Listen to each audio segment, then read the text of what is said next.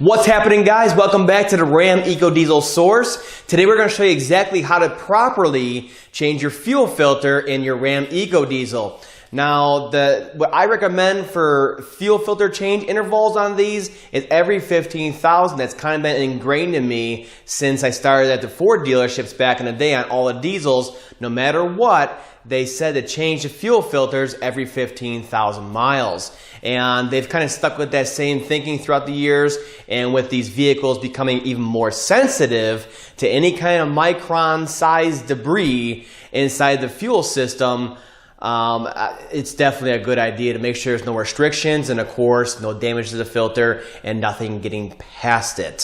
So what I'll do today is I'll show you exactly how to change it. I'm also going to show you a new tool I just got to grab onto the housing and take it off. And there's also a new style drain valve from that same company that makes a filter removal tool that allows you to unscrew the drain valve all the way and fully drain it out. So the next time, and from that point on, you're fully draining the housing out instead of getting a fuel bath all over your arms and yourself. So I'll link to everything that you need for a fuel filter change down below in the video description. And I'll also link to that filter removal tool and the new drain valve on there. Now the fuel filter is located under the vehicle by the rear axle and the rear drive shaft here. So just get back in this area and look up and you'll see the yellow drain valve on there. So you can identify exactly where it's at. Now this is kind of a hard location to get to because of the drive shaft being in the way, but there is plenty of room around it up there to work. Alright, so the first thing I do with any kind of filter change like this on any make and model is I'll clean off the housing with some kind of brake clean, whether it's sprayed on a rag or directly onto it, so that we get any any kind of debris off of there. Make it as clean as possible because you are opening up the fuel system, and especially on any of the newer diesels, they're very, very, very, very sensitive to any kind of debris in the fuel system. So we'll clean it off where the filter cap meets the housing real good like this, and we can proceed with draining the housing on here. Now there's a Phillips head screw drain valve on here, and it's best to use a stubby like this right here, and that'll get in there directly so you don't strip it out with the drive shaft in the way here. Now what I'm going to be doing is putting a drain valve in there from that Geno's garage, so it doesn't really matter if I strip the head out on here, but if you're just using the standard cap and drain on here, you want to use a stubby. So we're going to go ahead and loosen it like so, and make sure you have a drain bucket underneath that's nice and large so it can get the splatter coming down out of here. Now the way it looks coming out here, it's going to hit right here and just splatter all over the place. So at this point it's best to get a filter that has a long filter funnel that has a long neck on it that'll go down to your drain and pass this on here. Else it's just going to be a huge freaking mess underneath here. So we'll start loosening this up on here, and we'll get that funnel in here, see if we can direct most of it away and save ourselves some hassle here.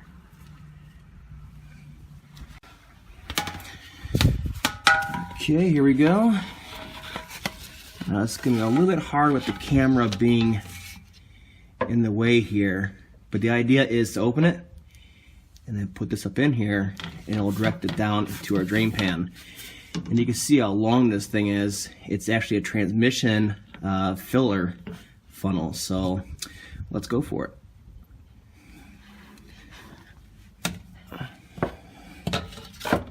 So for right now, I'll put it down in here. We'll get some flow going. And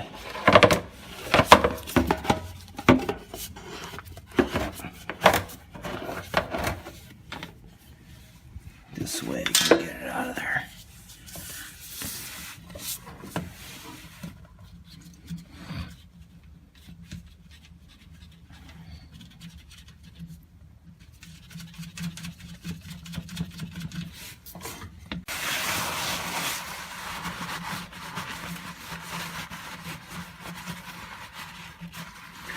Okay, now once the reservoir inside of there is drained enough to where it's empty, you can see we're spinning free in there, we're going to go ahead and start pulling the cap off, and that's when the rest of the contents will come out of here. So you need to be ready for it, for that bath of fuel coming down onto you. And that's the whole point of putting that new style drain valve on there, is to prevent that. So at this point we're ready. Now you could either use a strap wrench on here around the outside like a oil filter, or you can use an oil filter pliers I've seen people use. They grab the nubs on here, the little fins. What I'm going to use is from that Geno's Garage. Is this billet aluminum filter cap on here, a wrench, and it has a 19 millimeter standard size hex on there, and it fits into each one of these nubs or fins on there. So it grabs it, and it grabs it from all 4 points, and that way, there we go, it'll just come off and won't break the cap on, and no damage at all going off or going back on. Okay, this is how it looks on here. We're going to get that removal tool onto there, all 4 ears, and then we're just going to simply turn it off there. Now, at first, what I use is a 19 millimeter deep with an adapter to my 1/2 inch ratchet, so I can break torque on it, and after that you can turn it out with a 3/8 better in this tight area. But for right now, we're just going to use this to break torque, because these do have large frickin' O-rings on them. So they're gonna be a little hard to turn. Okay, we're definitely loose. Good to go.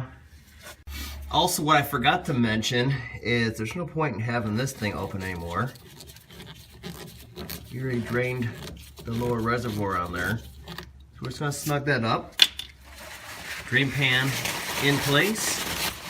Okay, and we're going to continue pulling this filter cap off of here. And you can see now we can get back in here and swing with our ratchet to the rear of the vehicle. Now you're going to start to feel it get loose, okay? And that's when we're getting past that O-ring on there. We're just turning the plastic threads. At that point, you want to be careful, because this cap is close to becoming off of there, and that's when it can drop and just, you know, just totally fill you with fuel like it just did right there. You can see it just got past that O-ring on there, and the fuel is already starting to come out of there. Okay. Now is the time to be extra careful. Drain pan in place and take it off in a controlled manner.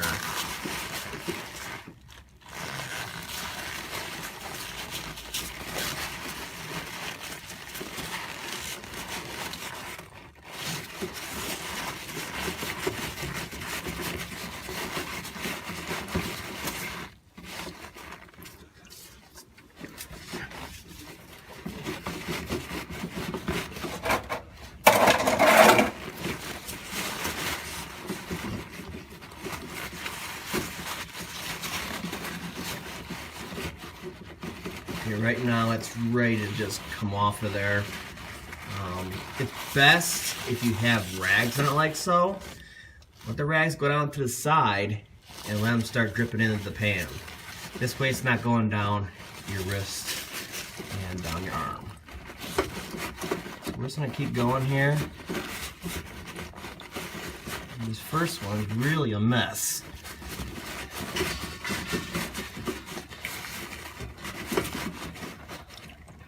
And we're totally off of there now. Again, put your arm up higher and let it start draining into that pan. And slowly lower it down like so. Okay. And you can see mine is pretty dirty at a little over 15,000. I think that's 15,460 something. If you go down slowly and you open it slowly like that, the fuel bath is not so bad. And we're not getting splash from the drive shaft or anything else. Just pull down straight like I just did right there, and then I'll get past that upper O-ring on the housing. Then take the housing down into your pan and then tip it over. Now same thing with a clean paper towel or rag, a lint-free rag preferably. You want to clean the threads and the overall, the inside of the housing on here. Make sure you're not leaving any debris behind.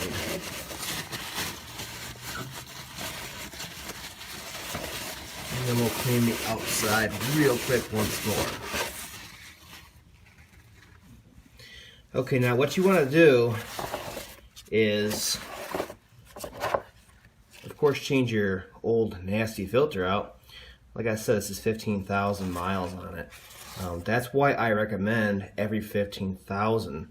You don't want to mess with the fuel system on these trucks because everything is actuated, and of course you have PZO style injectors on the newer vehicles, and they are very sensitive to any kind of debris in the fuel system, and of course fuel pressure is a must. So we're gonna go ahead and yank this out of here. Okay, now what you want to do is look at the outside. The outside is where the let's say raw fuel, but the dirty unfiltered fuel comes in. Okay, and then it goes through filters and comes out the center and up and over to the engine. What you want to do is look at the outside, make sure there's no funky debris like metal or anything like that. No clogging from waxing of the fuel, from gelling. So you get a general idea of what's going on in your fuel system now that it's out. So this one looks very good, besides the fact that it needs to be changed. The fuel is definitely dirty enough here in Illinois.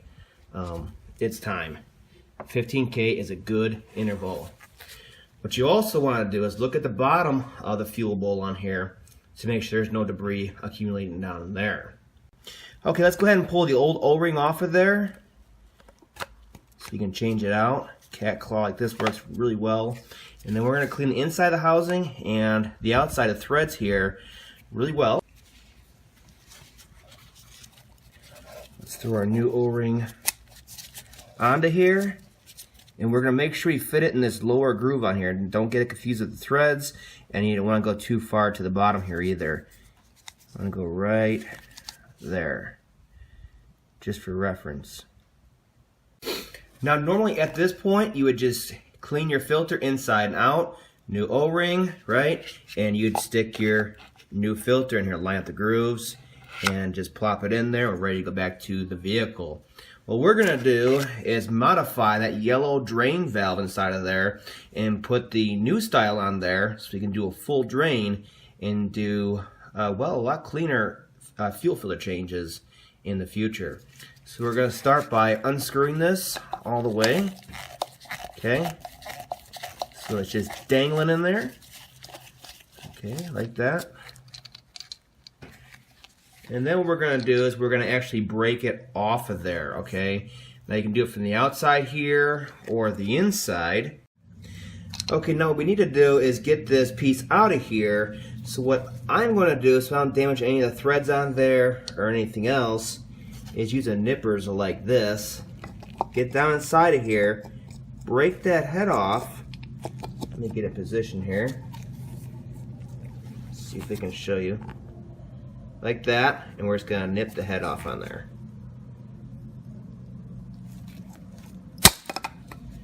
Like that. And we're going to break it so that it comes out the other side.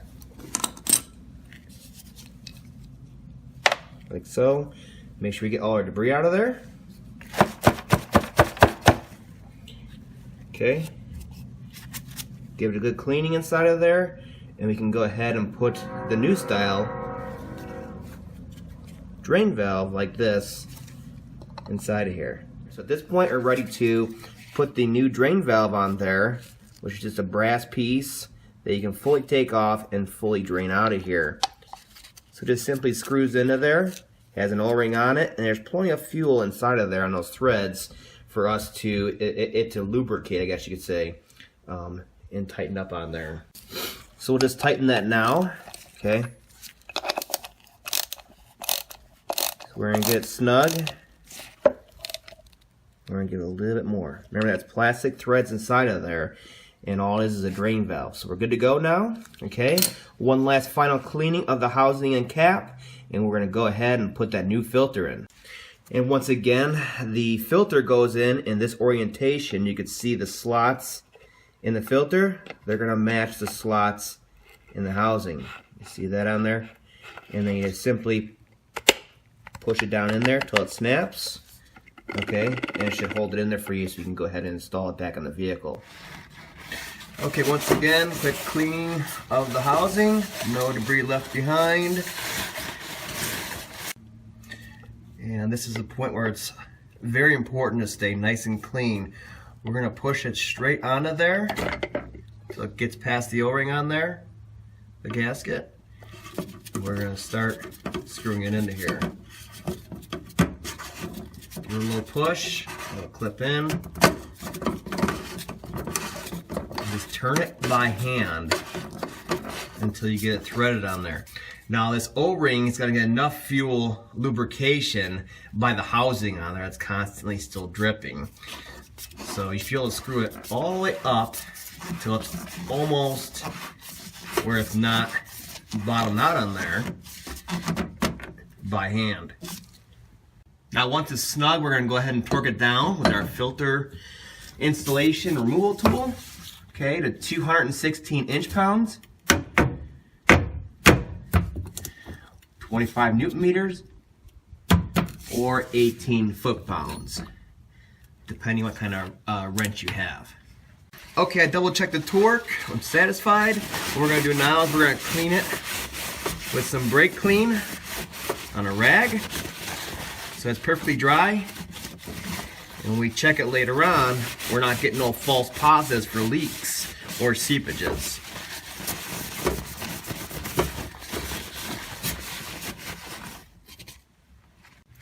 Now next I'm going to show you the priming process, the air purge process for this. But the first time you turn that key to do the air purge process, you want to come down here and check the housing halves here, and of course your drain valve to make sure everything's sealed, no seepage, no leaking, no spraying out of fuel before you go any further with the air purge process. Okay, now on to priming the fuel system. What you're going to do is have the key in hand, foot off the brake, and then we're going to press the run button here until it gets to the actual on position. And the fuel pump comes on, and allow it to prime for 20 seconds. It's natural 20-second prime. And then we're going to repeat that cycle 6 times. Now the reason why I say 6 times we're going to do this cycling is because of the common rail fuel system on this vehicle. You'll hear a lot of guys say do it once or twice, no big deal. And if it starts, good. If it doesn't, just repeat the process, no big deal. The problem is, like I said, it's common rail, so you run the chance of the fuel pump itself starving of fuel and lack of lubrication. And of course, if there's any air in the system, and then you start the vehicle, that aeration's only going to be greater. So a lot of guys, they'll go ahead and do this once or twice. It's, oh, the vehicle runs good, give it back to the customer, right? And then they go down the road and they die out the intersection because there was a huge burp of air, I guess you could say, coming through the system. The pump cannot pump air, and the vehicle just totally dies, and that's a nightmare getting it started again. So do yourself a favor. Do it right the first time. It only takes a few seconds. We did so much to make sure the fuel filter was installed properly and clean. Let's do this part right also. So get the key in the vehicle, foot off the brake. Hear the fuel pump come on. Okay, so that's once. We're going to go ahead and turn it off, and we'll turn it back on. Fuel pump comes on for another 20 seconds, and it's very obvious when the fuel pump is done priming.